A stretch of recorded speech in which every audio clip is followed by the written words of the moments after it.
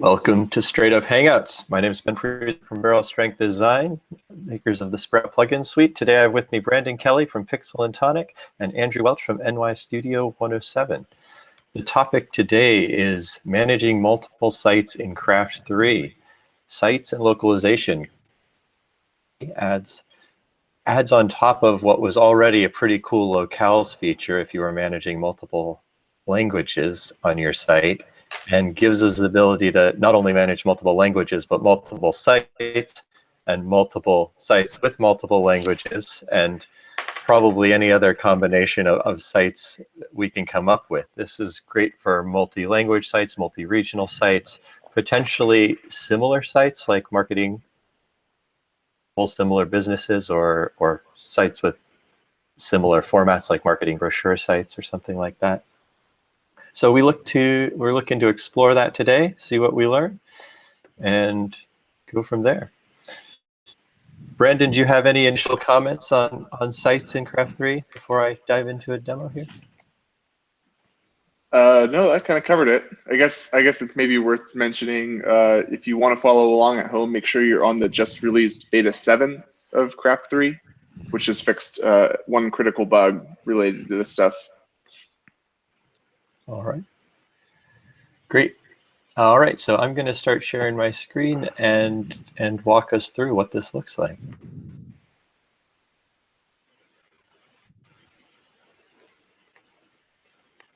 Okay. So in Craft 3, in your settings area, instead of your locales button, you're now going to find a new sites button in system settings. And we're going to focus on kind of how the sites functionality works, we'll focus on locales and sites, but we'll focus on why Craft 3 is different than just how this works right now. So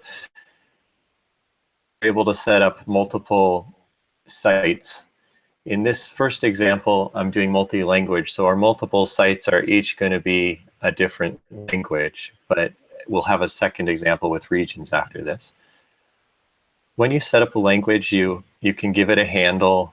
You can choose which, when you set up a site, you can give it a handle, and you can choose which language it is. All of your sites can have the same language or different languages, and your base URL. And we can also set that in a general config. Now, when we set up multiple sites, we're kind of doing this at 3 levels. We have our base domain, which is our base domain, local.languages.com in this instance. And then our next step, we're going to enable this on a section. So I have an articles section here, and you'll see site settings, and we can enable any number of sites that we want, set them to default to on or off, and we can what their URL pattern looks like. So the second part of our construction is kind of the section URL.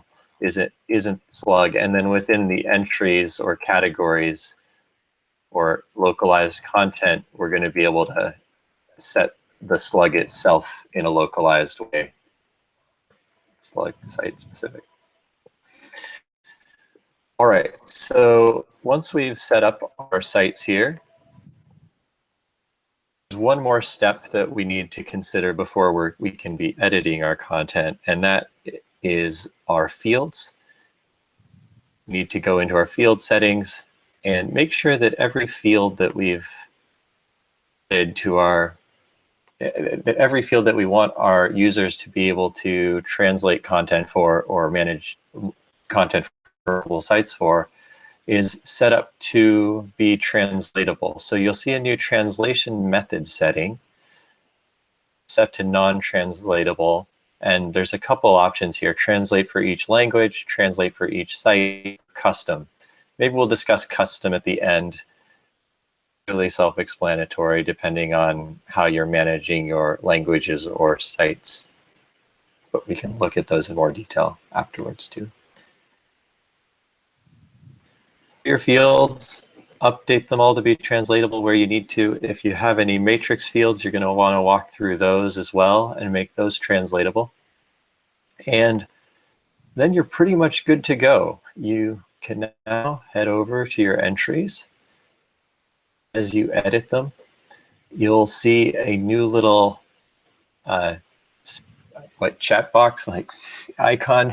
I like the language locale icon, but I could see why we updated it here. Indicate that this field is translatable, and over on your right, you're going to see the option to toggle between the languages or sites that you are managing. Now, the cool part about this is pretty intuitive for your content editors. And then as far as your developers are concerned, they really just don't have to change anything about what they're doing in their templates. So if we look in the templates folder here and our entry template, I'm just going to be still outputting our content in the familiar way, accessing the entry model, outputting its attributes and custom fields as I need to. And Craft's going to do the rest to figure out, with a few more setup steps, Craft is going to do the rest to figure out which version of the content it needs to be outputting on the page. Any points of clarification so far? Not yet. All right. So let's just a quick look at what we're going to be outputting here. So here we have our localized English languages.com articles-English English slug. This is outputting the English title and body copy we have. And here we have our local languages Spanish base domain, and then articles Spanish slug, and that's outputting our Spanish copy. Let's take a look at how we set up the routing here.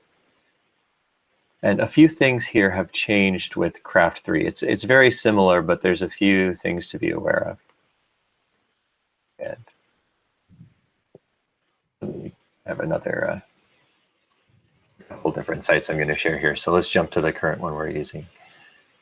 All right, so when you set this up in your Craft setup, you're going to go into your web directory, and in the index.php file, in this setup, you're going to have to set up an htaccess and index.php file for each site that you want to set up. I have the English site running out of the base directory here, and the Spanish version of the site running out of a subfolder named ES. So each of these folders has a site or an index.php, and in that index.php we need to define our Craft site variable, and this can reference the handle of the site in your control panel or the ID of the site. And one other thing, if you're running things from the root folder, the directory stays the same there. However, when we jump to our Spanish index.php file, we're defining Craft site the same way, and we've had to update the root variable or the root path to point to the Craft. It's not the Craft app folder anymore, or it is the Craft app folder. It's just a different location. It's the project root. Think of it as the project root. Okay, the project root. All right, and the syntax for doing that, I think this is PHP 7 specific syntax. Yeah. So it's a little bit easier. Before you kind of had to do .. this and that and play around with it. Now you're just telling your directory name to use the directory you're in and go up a certain number of levels. And I thought that was I didn't know about that. Let's go down a certain number of levels, isn't it? No, it's up. Okay. Up is higher up in the, if you look at the hierarchy of the thing, you're going up. Above web root. Yeah. Above web root, below web root is the. Well, yeah. I mean, in this case, yeah, you're just telling it to go one level above web root, which is so one. If you didn't pass the 2, then you'd go up to the web folder, which is the web root. But you really want it to go up one more level to the craft.local folder, which is your project root. So. And then you know everything you need to know about what to do from Yeah, there. I mean, and this is again, this isn't actually it's a craft file. It's just you're just telling it's just a convenience for defining the paths further down in that file. Because like basically you need to tell you need to tell Composer where to load itself. You need to tell Craft where to load itself, things like that. And so that's just a convenience variable to get to those other paths. Great. Great. And that's about it for the setup. It's really beautiful how simple it is to be potentially managing, several different sites alongside one another. So let's then take this English. So in this example, I set up the multiple sites as subfolders, or one of them as a subfolder. And I guess there's one more step here I should mention.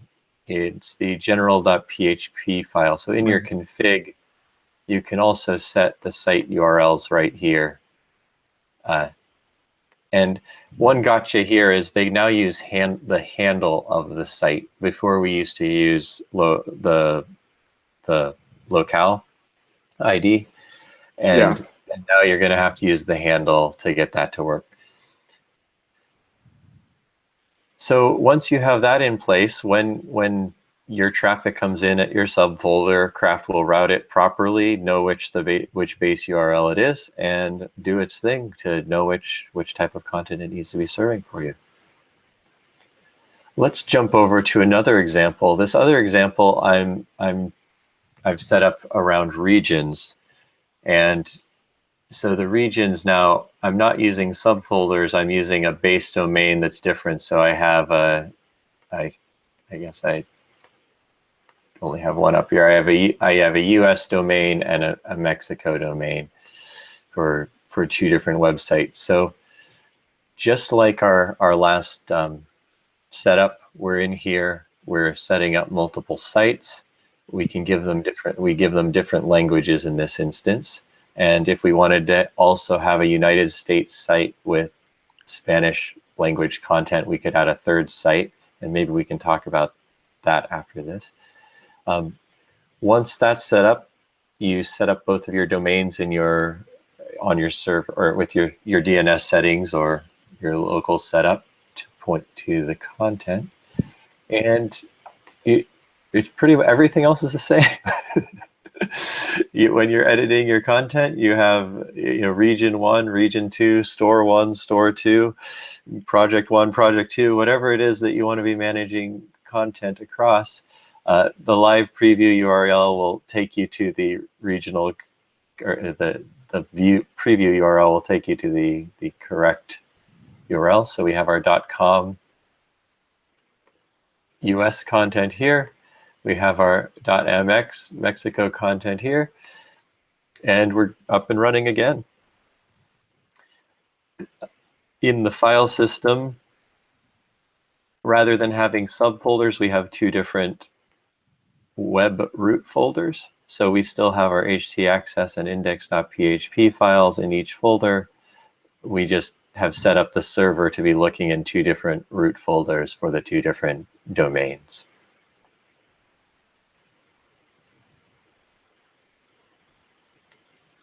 All right. So then let's maybe ask this question. So let's say we have a more complex scenario now. We want to add Spanish language content to the US version of the site as well, or to a US audience as well. How do we approach adding our third site to the mix here? I guess I haven't seen anybody do this, so this is all hunches right now. We can add a third site, and then we kind of have US-English and US-Spanish maybe, or something. Yeah, basically. I mean, you'd probably want to edit your US site first and just clarify this is, US-English or something. And maybe even give it a handle that kind of references that, or communicates that as well. But it's totally up to you. It's not a valid handle. Hopefully you get a validation error. Just like capital E or something. Okay. Yeah, and then basically you just kind of do a very similar thing, but with Spanish, and choose Spanish as the language.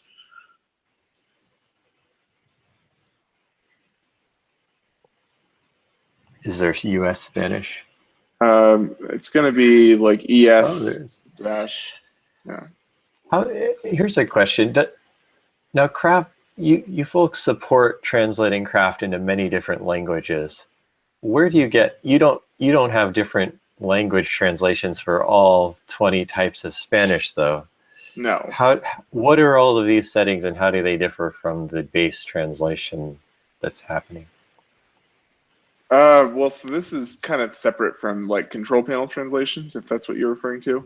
When we're getting the control panel translated, for the most part, we're just picking like one region as the place that represents that language.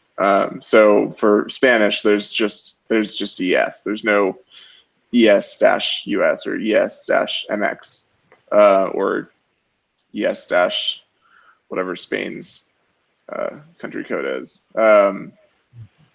But for considering the number of people that use craft in English coming from America and split between America and Europe and other parts of the world, we do have two versions of English that we translated into. So we have, like all the code is written with US English, but we do have a Great Britain English translation for people that are using it in Europe and things like that.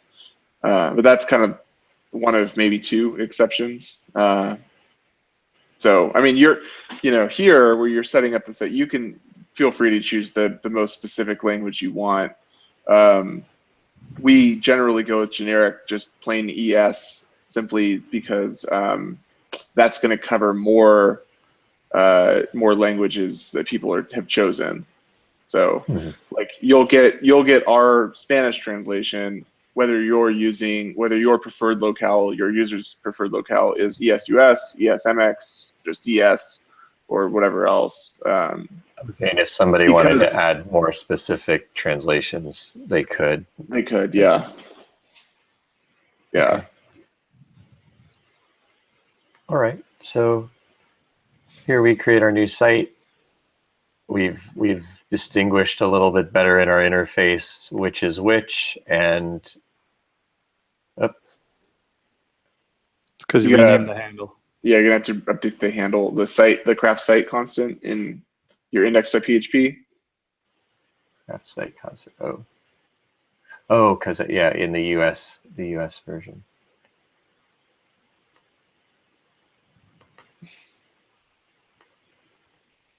Oh, would I write English? Here's English. Yeah, whatever the handle is, and then you'll probably need to update your general config as well. Though that's only really used when generating links, so it's not as critical. Is there a reason you would do this in the general config versus just in the settings back here? Yeah, just because it's easier to change on an environmental basis. And this will respect the setting. Yeah, this will respect the setting from the general PHP. So if you have the wrong setting here, but the right setting here, this one will take precedence. The config file always takes precedence. All right. And we didn't enable. Now we got to go back and enable this on our. Correct. And so on. This is a rough example, but so does that work? Any improvements we could make? No, you should launch this site. It's ready to go. Right on. Well, I can tell you in your general.php, You asked if there are any improvements, so you asked. So go back there. Here we are. Since we're guaranteed, since the Pixel and Tonic guys have made the awesome choice to require PHP 7, you can get rid of the old array syntax and just put a nice little bracket in there. Okay. Hey, he asked, Brandon. I think, is this in the default draft, or did I copy this from somewhere? I don't know. All right, there we go. All right, then let's jump into a few more of these settings that I think can be a little confusing as we get familiar with this. So specifically the field settings. So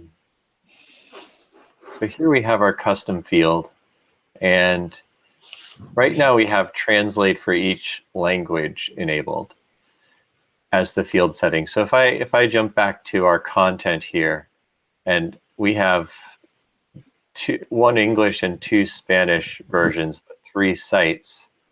If we select translate for each language, if I make an edit to the Mexico or the US Spanish version, I guess there are actually 3 languages right now, aren't they, in the settings? Yeah, if you did choose a more specific ES MX or ES US, then yeah, those would be considered different. Let me just do that to demonstrate this. So let's just choose generic Spanish for that and clarify. And generic Spanish for this.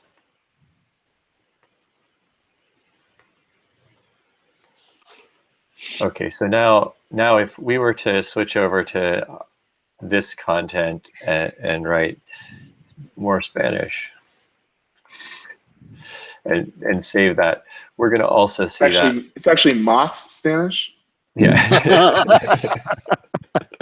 I figured Duolingo says I'm 52% fluent in Spanish, but I figured I'd just keep it all English to save myself the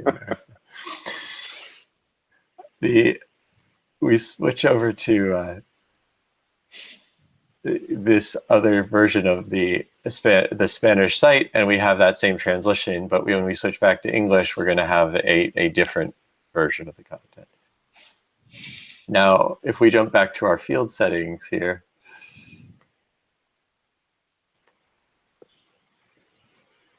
we can also say translate for each site, and if we go with that setting, now when we come back here and edit one of the Spanish, even more.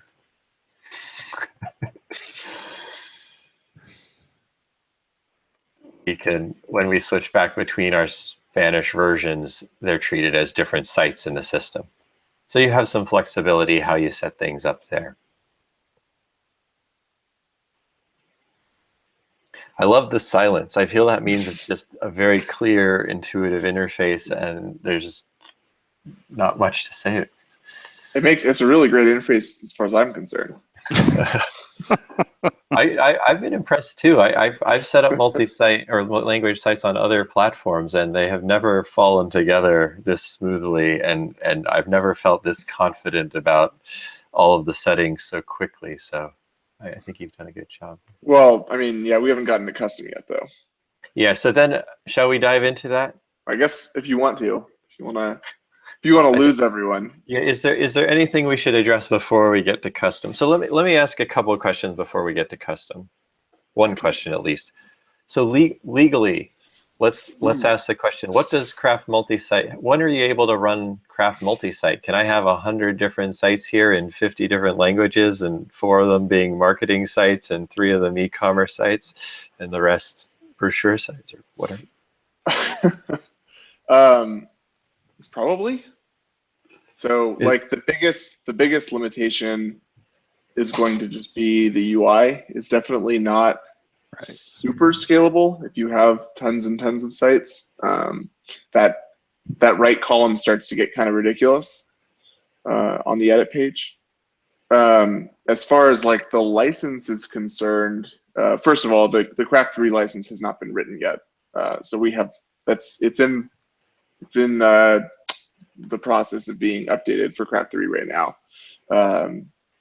But it's going to become more lenient, not more strict, so you don't have to worry about that.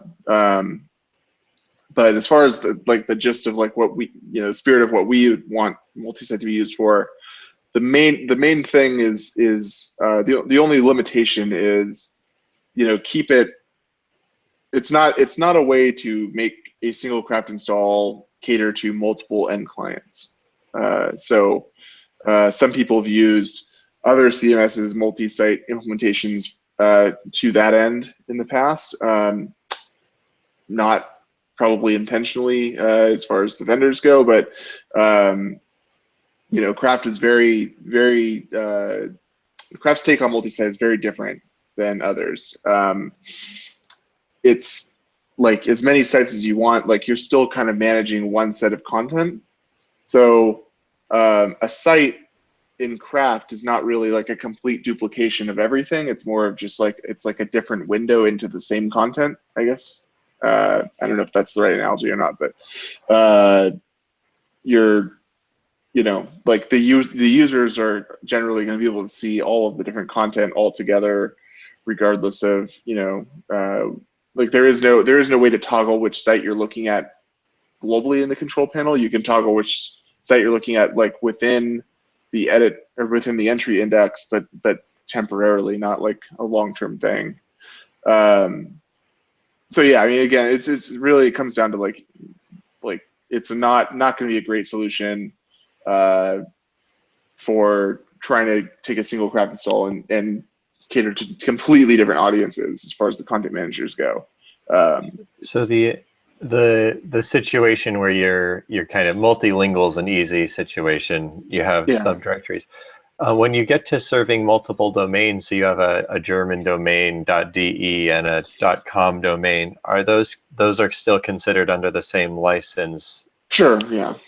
Even though you have two different domains. If it's the same group of people managing the content, then yeah, there's not a lot of restriction beyond that. And like as far as technical limitations go, like there's still the restriction that you can only access the control panel from a single domain. So as many domains as you want to run off of Craft, a single Craft install, you still have to like settle for a single domain to manage to go into the control panel. I feel like a lot of the people that have been talking to me about multi-site have been interested in using it kind of like what you were talking about in terms of having one place that they can log in to manage every little site that they have. Yeah. And to elaborate on what you were saying, if you imagined Craft as a Venn diagram, there's a big circle in the middle, which is all of your fields and content. And then every multi-site that you have is another circle that overlaps part of that kind of big circle, right? So the real point is that you never have them completely separate. So if you do it, when you're deciding whether you're going to make a multi-site or not, figure out how much in common do these things actually have. And if there's a decent amount that they have in common, then it probably will be sane and reasonable to do that because you've got your Venn diagram and there's a decent overlap between all the little sister sites that are there. If they don't have much in common, probably it isn't the best fit for it. Does that sound reasonable? Yeah, totally. I mean, that's basically the the rule of thumb on whether you should go multi-site or separate Craft installs is like, is there a fair amount of things that these sites need to share? It could just be user accounts. Like it could just be like, hey, we've got the same group of content editors, and like these sites don't really have any front end similarities, but like we want, we've got 100 content editors, and it'd be nice for them to all share the same user accounts to edit both things. Like that could be a good enough reason to do it. Yeah, the only thing to keep in mind if you do that is that every time you add to any one site, you're adding to the mass of content that everybody's going to see. Yeah, unless you go in and, I mean, you can restrict a user to only see one site or to certain sites. But yes, like in general, like especially for admins who can see everything, right? They're always going to see every single piece of content there is. Which sounds like it could get messy if you have 3 different sites of channels jumbled up together in your sidebar versus just a single site of. Well, again, as Brendan said, you can restrict that on a per user basis, but yeah, I mean, it does. Again, just think of it as a Venn diagram, and anytime you add to any site, you're adding to the big circle in the middle, right? And at some point, that gets unwieldy. So Brandon, I pulled up the user group permissions here. Yeah. It looks like each site you create gets an option to give a user group access to that. Does that mean that the user can see that and then all of their other permissions apply to that site as well? Yes. Yeah. So it's kind of like to edit any content on a multi-site install, you would need the regular permission plus you would need the permission to access that content in the specific site. So basically, yeah. If you're an editor in one site, you can't be like a front end user, a community user. Yeah, on no, another. you can't change the other permissions on a per site basis. No. Okay. And that's actually a good point to bring up.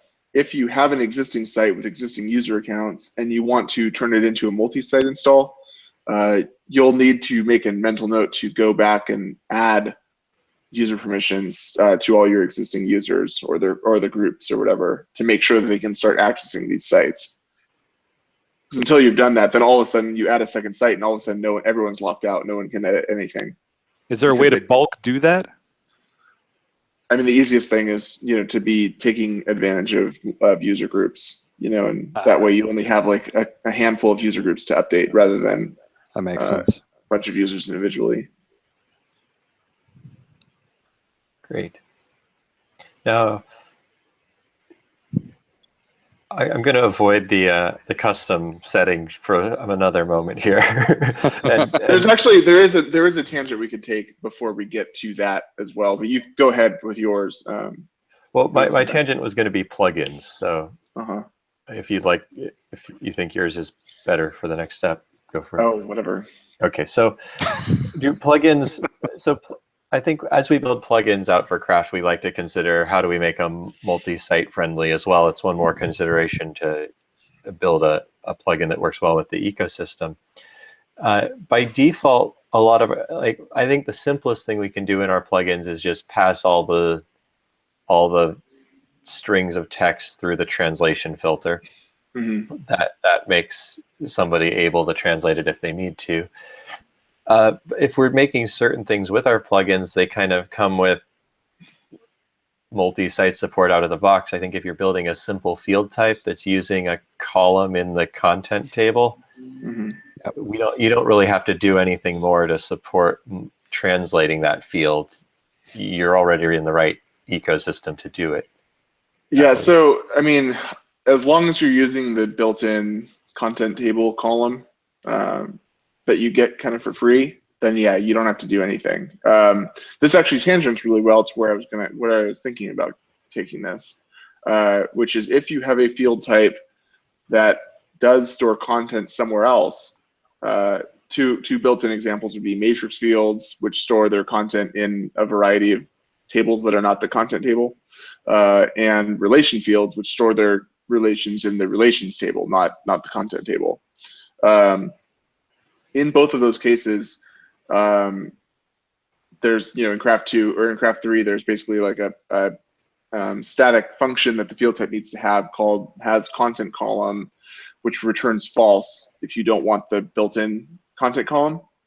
And if you have that be false, then you actually don't get that translation setting because Craft doesn't, wouldn't know what to translate. So if you take a look at if you create a matrix field or if you create a relationship field, you'll notice that those things, even though it's a multi-site install, they're missing the translation setting. Got it. And this is actually something that's changed since Craft 2. In Craft 2, everyone got the translation setting, and it was just a checkbox. It wasn't this drop-down thing. And basically, like if you had a field type that didn't store things in the content table, it was up to you to figure out how to make that checkbox make sense if you wanted it to. So matrix, if you checked a matrix field's translatable setting, like what it would do is it would pay attention to that. It would be like, okay, well, I guess I'll just manage blocks on a per locale basis rather than globally. And with relations, it would if you checked the box, it would say, okay, I guess I'll manage relations on a per locale basis. But it was awkward because like they, like by storing content somewhere else, you had this like technical debt. Like you had like Craft was imposing this setting on you that didn't actually mean anything to you because you weren't storing content in the table that that checkbox actually dealt with. So you have this technical debt where you immediately then had to like make up for this setting that you didn't really want in the first place. So in Craft 3, the checkbox is gone. The drop-down, the translation method setting is gone if you don't have a content column. And if you want to have any sort of translation type of feature, it's up to you to just build that in yourself. So here we have this matrix field settings. And if you scroll to the bottom of this configuration area, you'll notice there's this checkbox, manage blocks on a per site basis. And this is kind of the Craft 3 equivalent of what would happen if you had the translation checkbox checked in Craft 2. And if you do have any like existing multilingual sites in Craft 2, when you update to Craft 3, you'll notice this checkbox gets checked for you automatically for translatable matrix fields. But I think like this, the nice thing about this is it's a lot more clear, hopefully, than like compared to just like translatable. Now you're like it's very much more explicit. Like you are, by checking this, you're managing each site is going to get its own set of blocks, and it's now, not. When you say set of blocks, that's how they are managed in the database. No, like if you're editing an entry and you have 3 different languages or 3 different sites. Sorry. Okay. Each site gets, like if you add a block to site if 1. If you add a text block and an image block, you're not going to switch to the next site and see those same blocks enabled already. Right, exactly. Each site gets its own unique set of blocks, basically. So that's what the translation setting would have done for matrix fields in Craft 2. But Craft 2, matrix didn't have any control over the language of the setting or anything like that. So hopefully it's a little more clear now. And if you don't check it, or if you do check it, then like all of these translation method settings on the subfields don't make sense anymore. They're there, but they don't. I think maybe we should update it in JavaScript to like hide those. Because again, like if each site is getting its own set of blocks, then there's nothing to translate from site 1 to site 2. Yep. Yeah, that's hide it. Yeah, maybe. Whereas if you don't check it, then the translation settings do make sense because if each site has the same set of blocks, then now there is this opportunity to translate the content between them. Yep. Makes sense. Yeah. And then the other thing too is like with matrix fields and also with relations, like it just wasn't, there was no way for us to allow like the blocks to be shared on a per language basis, like they are, like regular text could be translated on a per language basis. So in your case here, like there is no way to say both of the Spanish sites are going to get the same set of blocks and the English site gets its own set of blocks. It's basically like it's basically all or nothing. Like either they all share the same set or each site gets its own set, regardless of whether 2 sites have the same language or not. If that makes sense. Great. Yeah. Yeah, that makes it. I think that's a good line to if you're doing plugins and field types with field types and stuff, you can benefit a lot from this right out of the box. And it's only when you start to venture into those more advanced things where you're managing your own database tables, or once you start introducing your own elements, and you're going to also have to add support for these site tracking the site ID that content is being stored to. Yeah. But yeah, this is all super advanced stuff. So unless you're... So then we should probably jump into the custom setting on the matrix field, right? Yeah, I mean, I would say do it on a regular text field rather than the matrix. I'm joking because it already is complicated. All right, well, any other words before we dive into this custom setting? All right, let's do it. I guess so now we're on a field and we're choosing the translation method and we can choose custom. Now, before we even look at the settings here, what's a real world scenario where I might have a feeling that this would be a good place to go? You are on it right now. The real world scenario would be, so right now you've got 3 sites. 2 of them are Spanish speaking, and 1 is English speaking. So that's the use case for translate per language, right? But then another way of looking at it is 2 of them are US facing and 1 of them is Mexico facing. And what if you wanted to translate content on a per region basis rather than a per language basis? So what you could do is you could have you could kind of come up with like a common format for each of your site handles, you know, as you've done, where it's basically the first 2 characters define the region, and then that's followed by some string that defines the language. So you have en for the oh, I'm sorry, no, I have that backwards. No, I don't. You have US. You got it right. The two United States ones start with US, and then you could go back and you could edit the Spanish one or the Mexico one to basically be MX capital S Spanish or something. Like basically have a consistent handle format across all of your sites. Yeah, I usually do the things, code name, you know. Yeah, so like but Mexico. I would definitely keep it as MX, because if it's the same number of characters, that makes the next step easier. So basically now, you know, you could look at it, you could see like, okay, we've got a couple that are starting with US, and you've got the one that starts with MX. And decide, you know, I want to translate my field on a per region basis, like so have 1 set of content for all of the US sites and 1 set of content for all of the Mexico facing sites, regardless of language. That's where the custom would come in. Before we go on, is everyone able to see your screen, Ben? Yeah, I've got it selected right now. You've got it selected. Okay, just making sure. So, yeah. So if you go back to the custom field setting now, what you could do here, like basically the way to do this would be, this is like a little twig template. So you could do exactly what the example here is actually, the site dot handle, and then splice that to just the first 2 characters. Okay, so that's just the twig splice. Yeah, it's just a shortcut for the twig slice filter. Basically saying, give me, you know, the first 2 characters of the site handle. So the way this translation key format thing works is like when you're saving an element, Craft will loop through all of its fields, and for each one, it's going to parse this translation key format as a twig template and capture its translation key, basically. And when it's deciding which field values it should copy to the other sites, it's going to base that on what the translation key format spits out.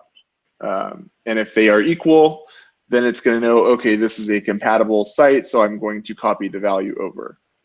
So basically, like if you're saving, you know, your US Spanish entry, it's going to run its translation key format, which is going to come back with a translation key of US.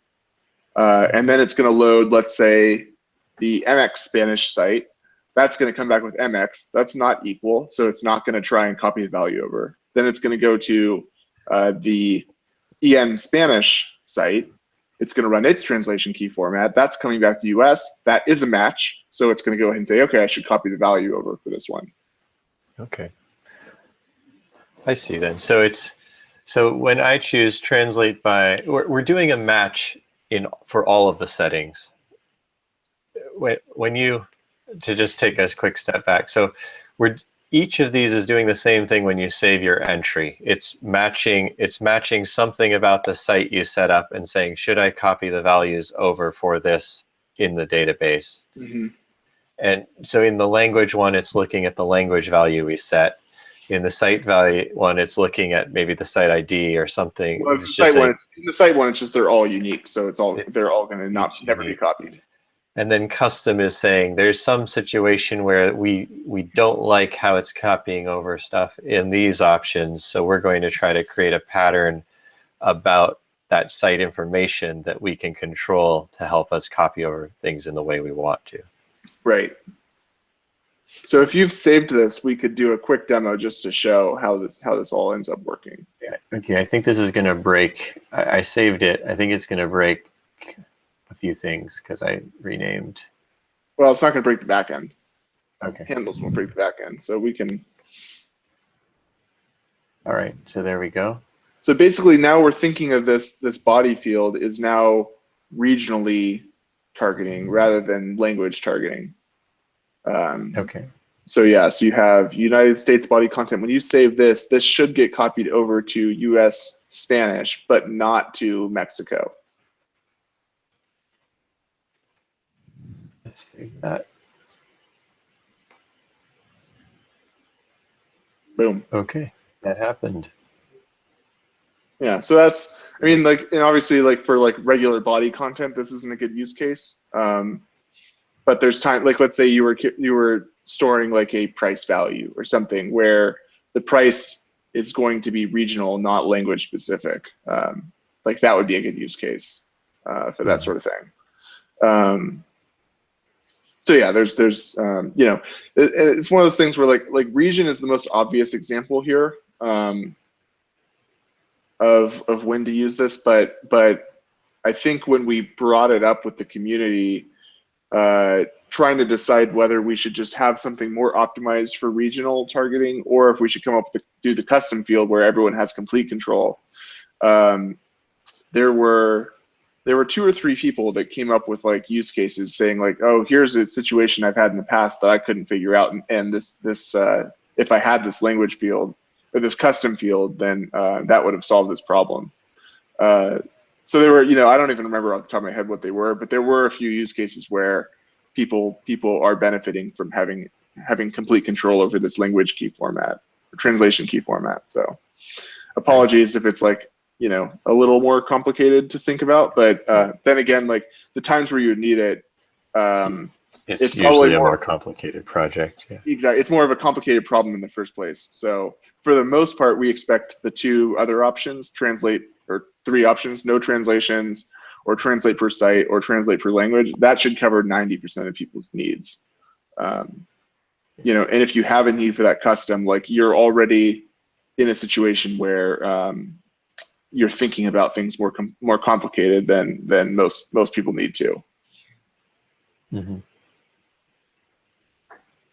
Great. That's very powerful. All right. Well, that's the end of my list for this topic for now. I'm sure. I have a couple of questions from the Craft 3 chat. All right. Ooh, nice. From Narration SD. So hopefully, Brandon, you got your Clive filter up and running. All right. So I'm gonna read this. I'm gonna read this, and I think I understand what he's asking, but I'm not entirely sure. So, would be, and you can go to the Craft 3 Slack to read it as well. So, would be good to include suggestions from Pixel and Tonic about ways to arrange Craft site if you don't want to have introductory folders, but simply differing URLs to determine the site. So in other words, he wants enchiladas.com or enchiladas.es with no subfolder.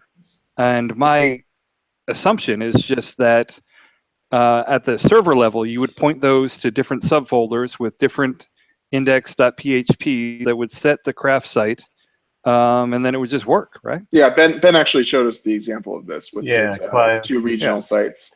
Yeah. Earlier in the video here, we talked about a regions.com and a regions.mx. Yeah. They're set up. I have so map pro. So the subfolder part of it is really just, I mean, it's kind of irrelevant, you know? It's a matter of just where the web server is pointing.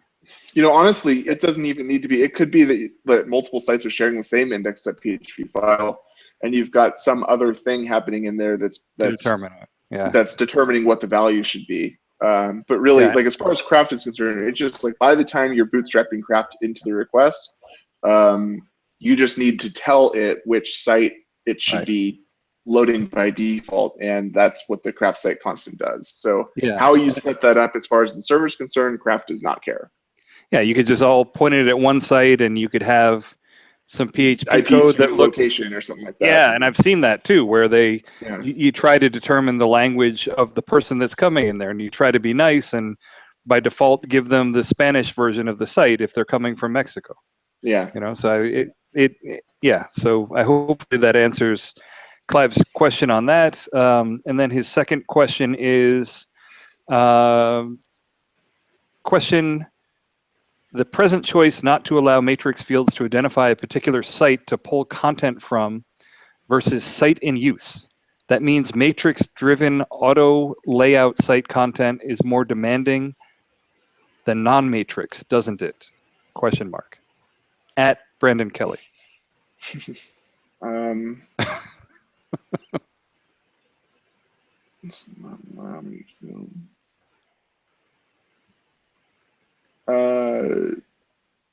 So I think what he's saying is that then.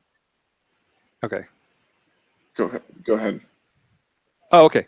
I think what he's saying is that if you're doing the kind of matrix style content builder stuff, and you have it set to translate the blocks per site, is that adding overhead to the operation of doing that? And it doesn't seem like it would be, right? Let's see. Oh, okay. Because I think you're just then choosing, which matrix blocks you're going to be pulling from, and it shouldn't really be. I mean, maybe it's an additional query. If it's a question about performance, there's no performance impact. Okay. In fact, I mean, I don't know, like if you're saving a matrix field that is storing blocks. Oh, more demanding to enter. I'm sorry, I missed the key word there. Not from a performance perspective, but more demanding to enter all of that content. Oh, well, yeah. I mean, it's if you're storing then you got to recreate the blocks on a per localization basis, and you have to make sure that they're all there. Yeah. So I mean, there's like, as far as workflow goes, there's definitely optimizations that we could be making, that have been on the to-do list for a long time. I mean, this part hasn't changed too much, as I mentioned, since Craft 2. It's just kind of hopefully more clear now. In Craft 2, this was the behavior you'd get if you had the matrix field set to translatable. In Craft 3, it's the behavior you get when you check that manage sites or blocks on a per site basis. Right. So yeah, I mean, workflow-wise, like it'd be nice if there was a way to quickly use site A as the starting point for site B, things like that. Right. Replicate everything. Yeah. Yeah, exactly. Currently, that's not the case, but yeah, it's like the times when people would check that box, they have a need. Like they're not trying to replicate. They're coming up with something completely different. Right. For the other site. So maybe in those cases, it's it's 6 one way, half a dozen the other. Yeah. So let's say that I've got a website where I sell boutique bananas, and I use a matrix builder, and I build all this great content, and then I decide that I want to expand my selling into Mexico of my, boutique designer bananas or whatever. The easy way to do that, don't laugh at my product, come on. And the easy way to do that would be to just add the translation and not have the matrix blocks be different per site. And then all of the fields that I've created will then just have translations in them, correct? Yeah, right. And then I can just enter them in there. Yeah. Whereas if I said, okay, yes, make the matrix blocks different, then I would also, in addition to entering the content, I'd have to go in and recreate the structure for my boutique banana site. The vast majority of time when you're dealing with like multilingual sites, you're not going to want to check that box. You're going to want to have all the sites share the same matrix blocks, and you're going to want to translate the content within them. Right. The times when you would check that box are probably when matrix is not managing textual information. Like maybe you're managing, maybe they've got relations inside them, and those relations need to be managed on a per site basis, or I don't know, various things. But like you're probably talking about more metadata type of stuff rather than actual content in those cases. Right. Okay. I think I got all of his questions in here. He says the custom translation key thing is cute, Brendan. No. So he's praising you, the cuteness of your custom. I'll screenshot that, and the next time that we get a support request, someone pulling their hair out saying I can't wrap my brain around this setting, I'll let them know Clive thinks it's cute. Yeah, there you go. And they should too. All right. We're coming to an hour here, so I'm going to say thank you here and wrap up. But thank you, Brandon, for helping us understand the details of the deeper parts of this feature, and thanks, Andrew, for your participation. And as always, I'm really looking forward to Andrew's test Commerce 2.0 site about boutique bananas. Well, let's just say Brad's for Men is going to be branching out and expanding. Yeah. All right. Thanks a lot, Ben. Thanks, Andrew. Next week, we're going to have Andres discussing the new image editing features in Craft, and the weeks after that, we're going to start digging more into plugin development, as that seems to be a place of a lot of interest as we are all migrating plugins over to Craft 3. So see you next round. Thanks for coming out, everybody. Bye, guys. Bye. Hey, Brandon, I got a question for you real quick. I haven't stopped yet.